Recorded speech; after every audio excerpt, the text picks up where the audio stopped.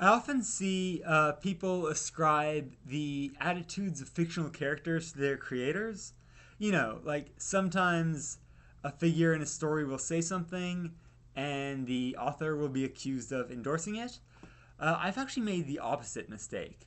I remember reading this book in which this kid was like rebuked by some like uh, evil men for uh, his like interest in rock and roll guitar, among other things.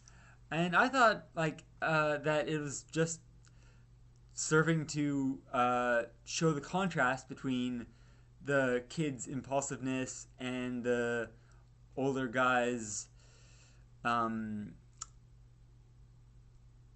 emphasis on an orderly world.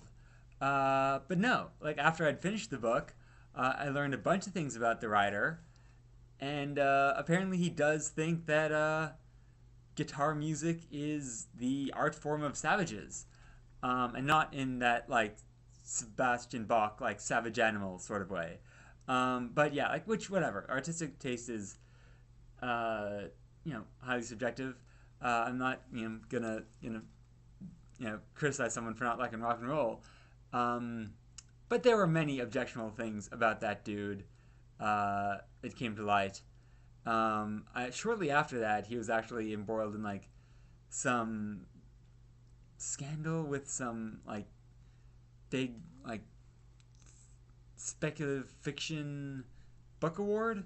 I don't know. He wasn't like at the center of it, but he appeared to be on the wrong side. And yeah, I think that I actually discovered a bunch of stuff about this dude while I was reading a trilogy that his wife wrote, and his wife is of a similar mind uh, about a lot of these things. And like I was midway through the trilogy when this stuff was revealed to me, and I finished it because it was a like interesting book in parts, interesting saga.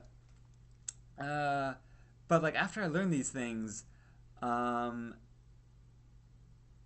these beliefs that this couple shared seemed to be more blatant in her work, and like that could have just been because uh, I was aware of the fact that a lot of things that were being written were actually straight from her heart.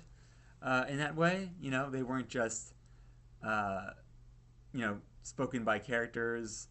They were her beliefs.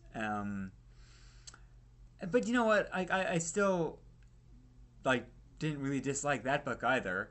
For one thing, it was partially inspired by my second favorite Shakespeare play. Although there's another book by a far less objectionable author uh, that is also inspired by the same play, and I definitely like that less. So whatever. I don't really have a point here. Um, I'm just letting this trail off.